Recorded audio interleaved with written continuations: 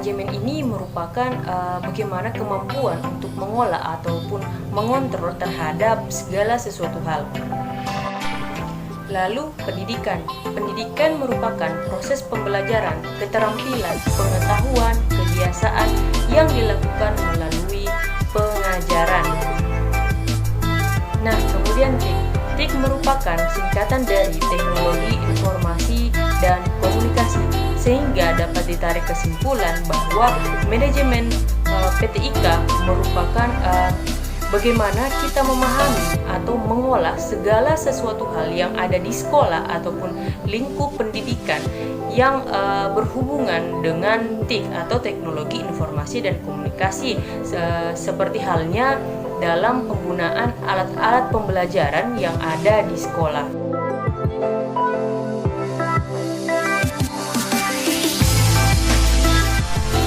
Yang pertama, mengenai manajemen sekolah. Manajemen sekolah merupakan suatu kegiatan yang dilakukan secara efektif dan efisien untuk meningkatkan kinerja sekolah dalam pencapaian tujuan pendidikan tersebut, di mana manajemen sekolah ini memiliki ruang lingkup yang luas karena mencakup satu sekolah.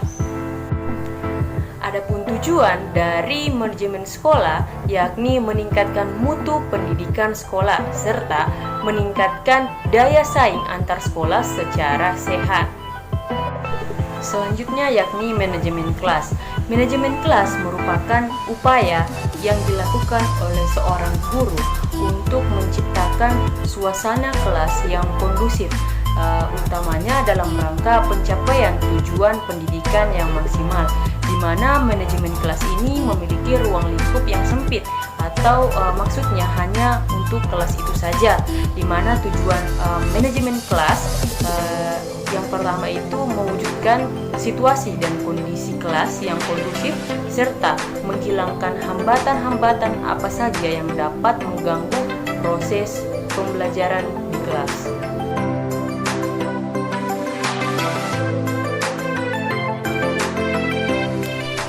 Kepemimpinan pendidikan adalah kemampuan untuk menggerakkan pelaksanaan pendidikan sehingga tujuan pendidikan yang telah ditetapkan dapat tercapai secara efektif ataupun efisien. Nah, di mana seorang pemimpin dapat disebut sebagai seorang pemimpin pendidikan, contohnya itu rektor, kepala sekolah, ataupun dekan.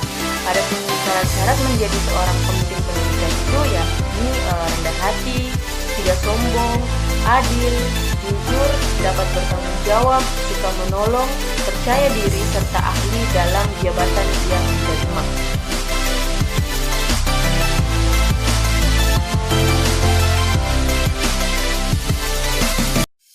Selanjutnya mengenai sistem informasi manajemen. Yang dimaksud dengan sistem informasi manajemen merupakan sistem perencanaan bagian dari pengendalian internal dari suatu bisnis, yang dimana meliputi pemanfaatan manusia, dokumen, teknologi, dan prosedur akuntansi manajemen yang digunakan untuk memecahkan masalah seperti layanan, produk, ataupun biaya. Nah, salah satu contoh dari sistem informasi manajemen ini adalah Enterprise Resource Planning, yang dimana sistem ini banyak digunakan oleh perusahaan besar, dimana fungsi dari sistem ini dia melakukan pengolahan atau melakukan pengolahan manajemen ataupun melakukan pengawasan yang terintegrasi meliputi unit keuangan, sumber daya manusia, pemasaran, dan operasional.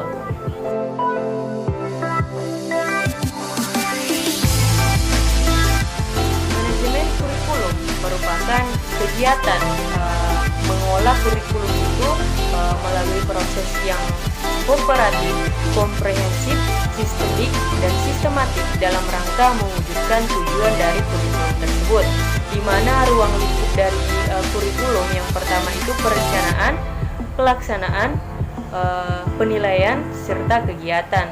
Nah, di dalam materi ini kita dapat mengetahui mengapa sih kurikulum setiap tahun hampir berubah, karena kegunaan dari kurikulum itu sendiri agar meningkatkan mutu atau kualitas pembelajaran yang ada di sekolah. Makanya setiap tahun itu adanya pergantian kurikulum agar meningkatkan kualitas atau mutu dari pembelajaran dari setiap sekolah.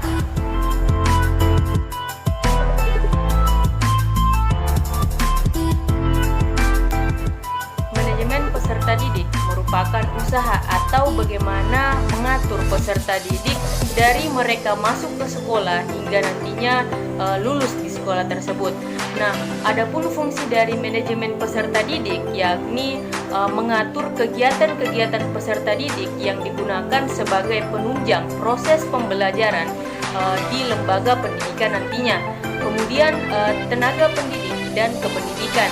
Nah, tenaga pendidik dan kependidikan ini merupakan aktivitas yang dimulai ketika tenaga pendidik dan kependidikan masuk ke dalam organisasi pendidikan dan kemudiannya nanti akan berakhir melalui proses perencanaan sumber daya manusia, seleksi, penempatan ataupun pemberhentian, di mana fungsi dari tenaga pendidik dan kependidikan ini sebagai agen peningkatan mutu nasional, peningkatan ilmu pendidikan atau pengetahuan, peningkatan seni, teknologi ataupun mengabdi kepada masyarakat.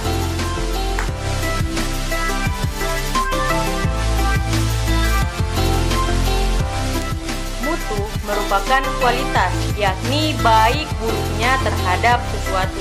Manajemen peningkatan mutu pendidikan merupakan upaya penyusunan program dan pelaksanaan yang dilakukan secara berorientasi terhadap penilaian mengenai input, proses, output sekolah dari keadaan sebelumnya hingga menjadi keadaan yang lebih baik.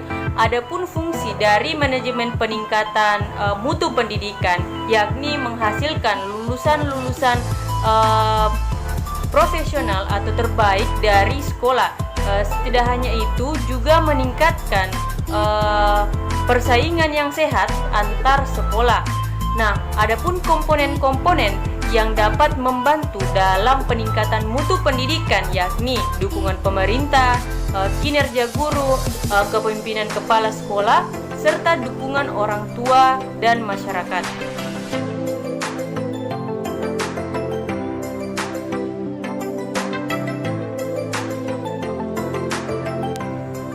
Supervisi merupakan suatu aktivitas ataupun metode pembinaan atau pengawasan yang dilakukan oleh seorang profesional untuk membantu seorang guru ataupun tenaga kependidikan lainnya dalam hal memperbaiki bahan ajar ataupun metode pembelajaran. Adapun fungsi dari supervisi ini, yang pertama melakukan supervisi, maksudnya memberikan layanan terhadap seorang guru. Kemudian penilaian ini maksudnya mengetahui fakta yang mempengaruhi pengajaran. Nah, yang ketiga ini pembinaan, yakni melakukan pembinaan kepada seorang guru terhadap masalah apa yang ditemukan dalam proses pembelajaran. Adapun prinsip-prinsip dari supervisi, yang pertama itu ilmiah. Ilmiah artinya dikerjakan secara teratur dan sistematis. Nah, yang kedua itu artinya yang kedua adalah demokratis. Demokratis maksudnya di sini yakni menjunjung tinggi asas demokrasi ataupun dapat menerima pendapat dari orang lain.